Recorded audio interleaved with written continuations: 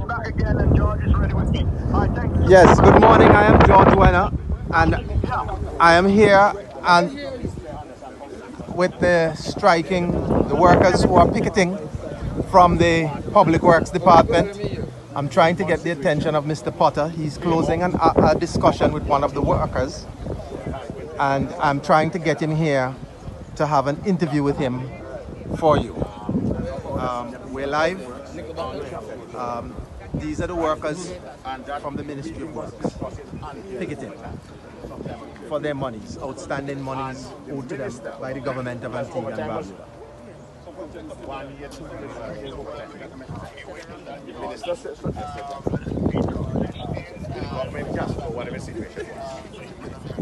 He believes that our way of dealing with it is to pay the overtime monies every 3 months, so that January, February, March, you'll get it at the end of March, right? And then you do that all the time, right? Yes, Zizi, we're live with Mr. Potter here speaking. That is how that came about, right? And we figure it was a much better arrangement than what was going on at the time, right? And so that is where the 3-month situation came from. Good morning. Mr. Potter, in this workplace we need equality. Let me talk this first. Good morning. Good morning, Zizi. You're live with Mr. Ralph Potter from the Antigua and Barbuda Trades and Labor Union, the union rep for the workers here. Mr. Potter, what is the situation here this morning? Well, the situation is that we are continuing the protest that we would have started yesterday, and the protest has to do mainly with the question of unpaid overtime going back to about 3 years. There are a couple of other issues apart from the overtime, issues having to do with safety gear, safety equipment, safety boots, issues having to do with the whole question of workmen's compensation insurance. And we also have a couple of issues where there are some supervisors at 1 or 2 workplaces who we feel have been very unfair in their treatment of the workers, very inconsiderate, in some cases downright obnoxious. And we believe that those 2 persons, we would not name them right now, but we have indicated to the ministry who they are.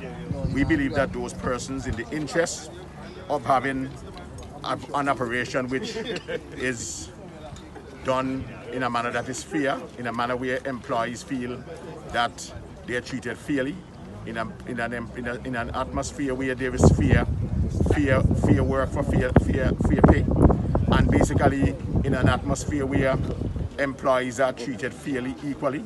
We believe that those 2 persons would have clearly indicated that they're not suitable, and we have also asked for them to be removed.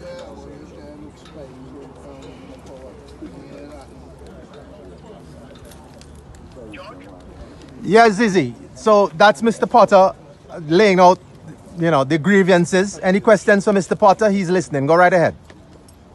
Mr. Potter. Go ahead. Yeah, he's there. He's listening. Go right ahead. So when will this thing be resolved? I made to understand that talks between you and the permanent secretary of the Ministry of Works, did not come out amicably. What you can disclose to us what was said and what you wanted at the time? No, I don't know about talks with the permanent secretary. What I can tell you is that I've had some conversations with the Minister of Labour, and we have agreed to meet with him tomorrow morning at 10 o'clock. We believe that he might be in a position to help to have this matter resolved, and so in his capacity as Minister of Labour, we will be meeting with him.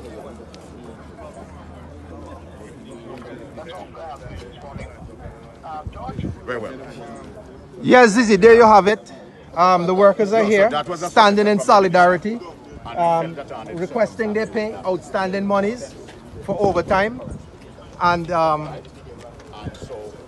we indicated that the persons who were in that meeting, all the sharpshooters were there. And he's passing, and the flag is flying, so I'm doing both.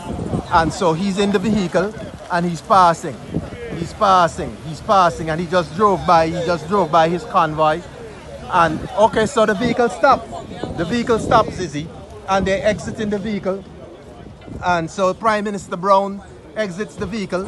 He comes out like a grango, without tie, without socks. And yes, so we're here. And let us try to get as much of the exchange as possible as Prime Minister Brown comes on the scene. Speaking by Mr. Potter. We're trying to get public, man. Yeah. Give a chance. Give a chance.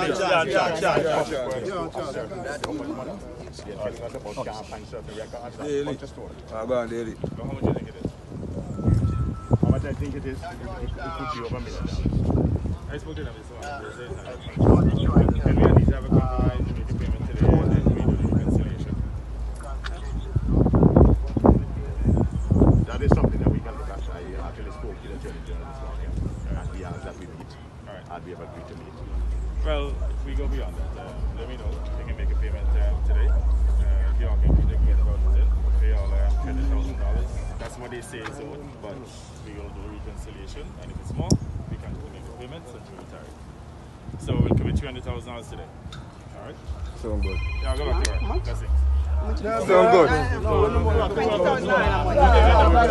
Well, Zizzy, a most unusual situation just took place. The Prime Minister came out, no socks, no tie like a grango, waved me off, and his detail is trying to not deny me from hearing the conversation. So I had my video running, I'll send that to you. And he asked how much was it. He said that he will commit $300,000 today, they'll pay today. And he tell them go back to work and just walk off. Didn't entertain them, didn't hear anything from them. And he just walked off, went in his vehicle, and his convoy just went into the gates. And it was just like that, just be dismissive. You know? Dismissive. And so now they're now in a huddle, and they're circling around Mr. Potter, and they ask for some privacy. Mr. Potter is going to tell them, have a few words with them. So we're pulling off to the side. Tell me, Zizi.